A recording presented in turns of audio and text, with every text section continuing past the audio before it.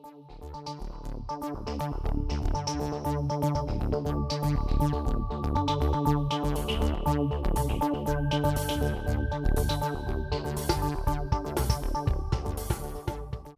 here's the architecture. This is how the program is built. We decided to go with R as the front end. R is really great for a lot of different things, especially in plotting and so forth. And it's fairly interactive. So those are good things.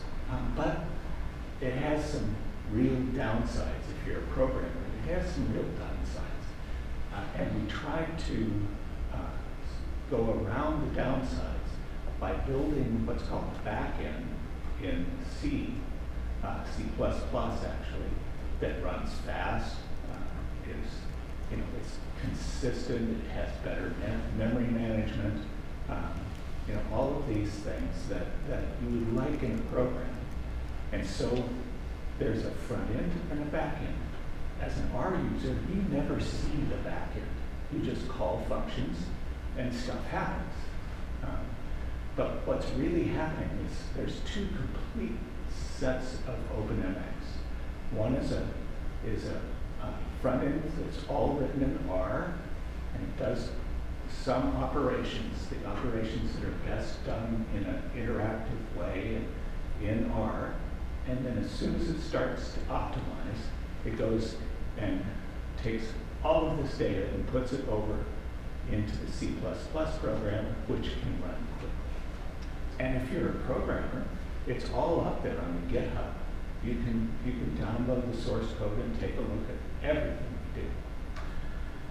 We have data structures that are built in what's called an object-oriented framework. Object-oriented programming builds data structures, and you have a constructor. For every data structure, you always have a constructor function that builds that data structure. And that's part of what our interface does. So when you see a function like MX matrix or MX model, that is a constructor function that's building a data object. So you're building data objects, and then those data objects are the things that are passed over to the back end. You can look at those data structures. You may not have done this, but you can look at those data structures, and it can be very interesting and enlightening. It can help you understand a complicated model, because these are the data structures that are actually going to be optimized or used by the optimizer. When you build a model and you call something a name, I don't know, you could call something George. And as soon as you call something George within a model, that George must be unique. There's only one George in the whole model. And that means that you can reference George any place you want in that model, and it will reference that object. So the object has a name, and you can reference that object. And this turns out to be really convenient, but you have to be aware that these names must be unique. There's two things that are reserved, and that is the word one, which is for a constant, and then data, so that you can access columns in your data frame. Okay, so let's start out with the MX model. The MX model is sort of the base, most necessary object in OpenMx. And it has all of these parts to it. It has many more. And some of the parts have parts. But each model needs to have a name. If you don't name your model, we will name it for you, but that's a bad idea. Always name your model. It has a type, and the type could be NA as well, no type.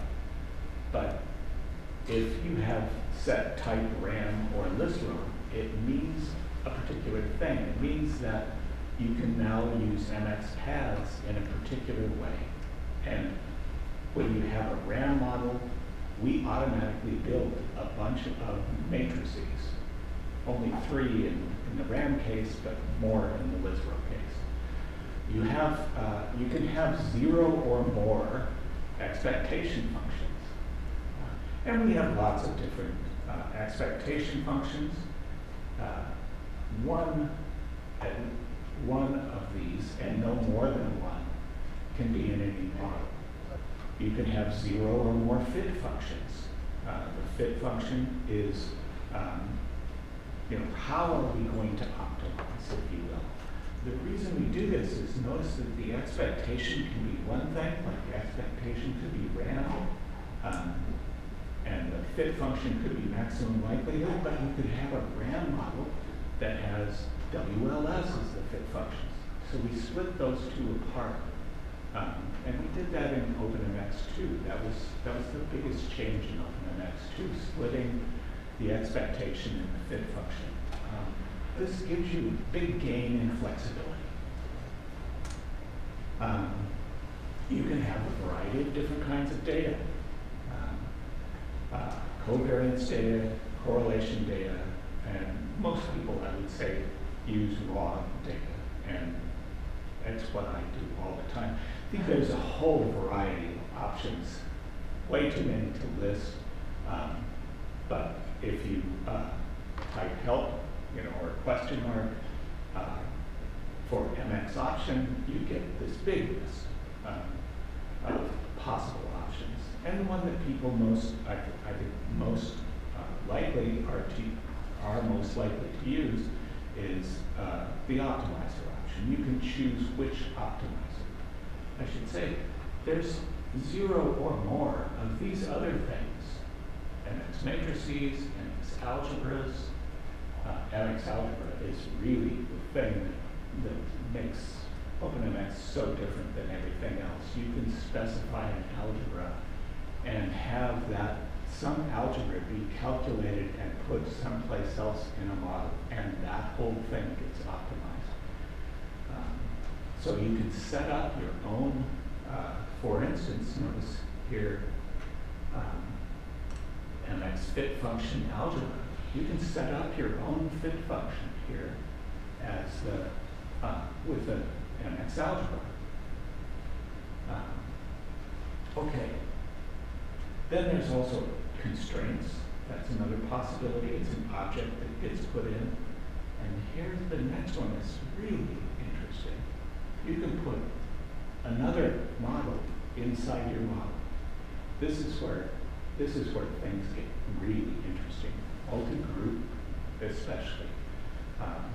Okay, so a matrix is not just a table of values. Normally, you think of a matrix as being a table of values, but an MX matrix has a variety of other things. It has a type.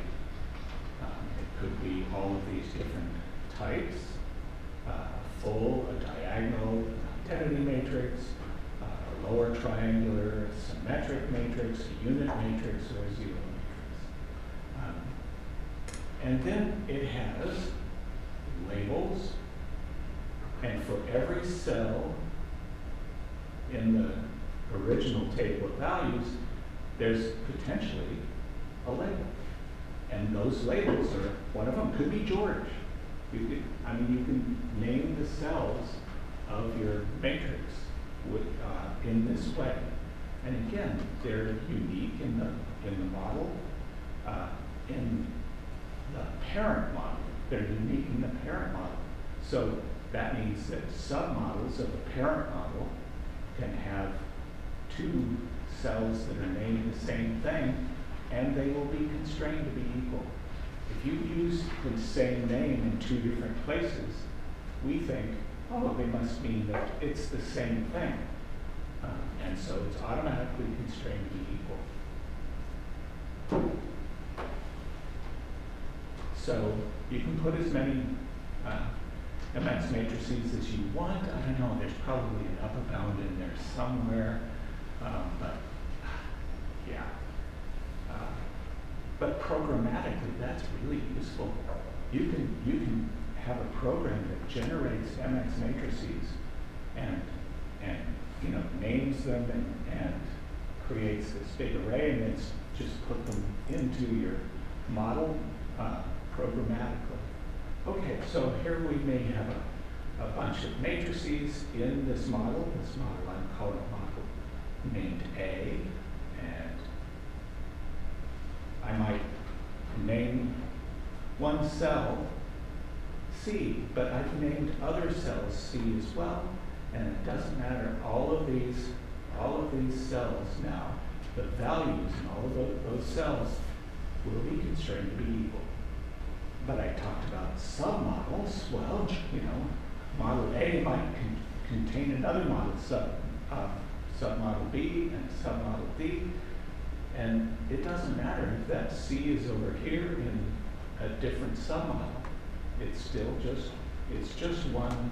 It's constrained to be equal because they're all in the same parent one. Now you can name an algebra C. This program is brought to you by the letter C.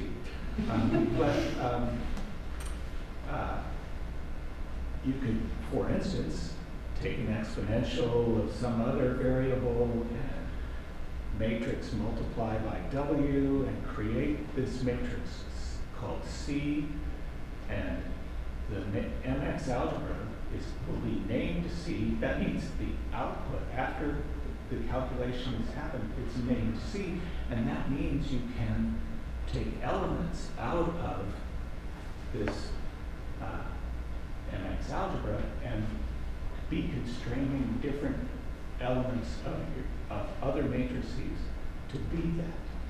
Well, if a submodel is just a model, it can contain other models, and it's turtles all the way down. You can make it whatever structure you would like.